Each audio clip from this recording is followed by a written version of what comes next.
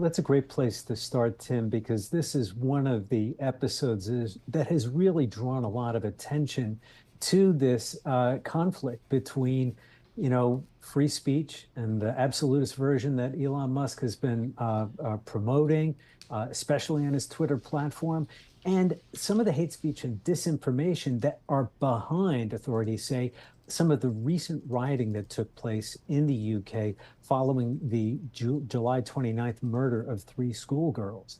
Since that attack, there was a surge of disinformation on X, but on other platforms too, like Telegram, that sought to foment the crime and turn it into an anti-immigrant moment. And far-right groups in the UK and elsewhere really seized on it. And we saw an eruption of violence in cities across the UK for several days.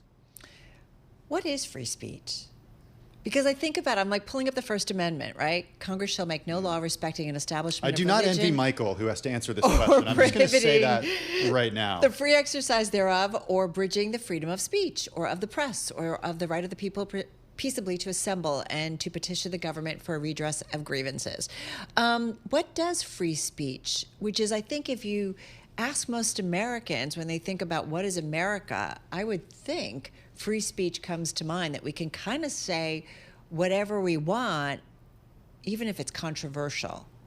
So what is free speech? Carol, this is a great question, and this is the ultimate tension underlying the discussion here, and that we're seeing on X and on other platforms. Really, is how do you define it, and whose speech is it? But it is also a question of what is the speech seeking to do? There's a difference between controversial speech and even hateful speech, things that may be of a racist nature or sexist nature, but speech that tends to incite violence or harm people or cause harm.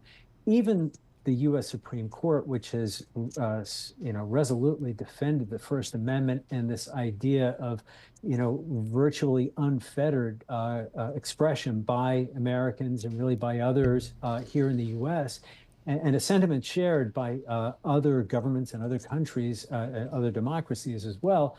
One of the differences is, what about shouting fire in a crowded theater? What about crying wolf in a way that could cause stampede or could cause harm or could incite riots? And that is one of the questions really at hand in this whole discussion, that should the platforms that carry some of this communication do something to step in and say, hey, wait a minute, this could really cause some trouble, so we will not air that. In other words, exercising some judgment about what they are carrying and what appears and what gets spread out to millions of users. And this also includes the question of disinformation. Yeah. After a certain point, falsehoods can have an influence on public opinion and even election results. Mm-hmm. I think, Michael, what is challenging, particularly for these technology platforms that you and Kurt write about, is what is considered free speech in Brazil might not be considered free speech in the US or the UK or perhaps India, for example. So even though these platforms are available in all of these different parts of the world, what a user sees in one of those areas might not be allowed for a user in another area, no? Well, Tim, I'm glad you brought that up, because we have seen differing approaches in different large democracies like the US, like Brazil, like India, where governments have taken different stances. In India, in February, the government was able to pressure X to suspend several accounts that were linked to incendiary content that risked stoking these farm-related farmer protests and making them into really violent actions. And so the government was able to get the platform to back away. And in Brazil, we saw similar pressure on X from the government, from the nation's highest court, the Supreme Court, which was pushing to get some accounts suspended over the dissemination of what authorities in Brazil saw as fake news related to the country's 2022 election. That's still an issue being disputed, in fact, by Musk. Just the other night, some documents were unearthed related to the Supreme Court, and he posted them on X and pointed to it as what he saw as evidence of Brazil trying to curb free speech.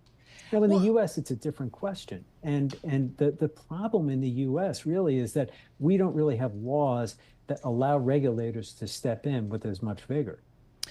but it's hard, right? Because social media, I always think about it's media, and increasingly people get their news from social media, right? And I think about, I grew up in the world, whether you are a New York Times or a Wall Street Journal or a Washington Post, that if you put out incorrect, or an ABC or an NBC or a Bloomberg, that if you put out wrong information, you had to correct it.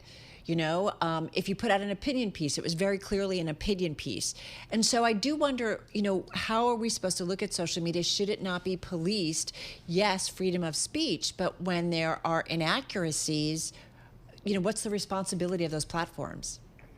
Well, Carol, that's another great question there about the responsibility of these platforms versus some of the old media vanguard.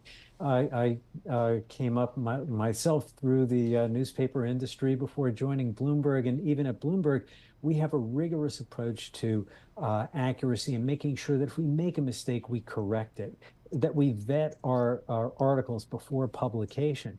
And on the social media platforms, there really is no vetting, there is no screening. And at X, in fact, after Elon Musk purchased it in 2022, he made a number of drastic cuts to the workforce.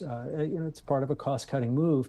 But one of the areas that was especially hard hit was the section that was devoted to writing and enforcing some of the rules governing user posts. And Elon Musk really wanted, no holds barred. And he wanted users to be the ones who were the police force, sort of like a posse in the old West days.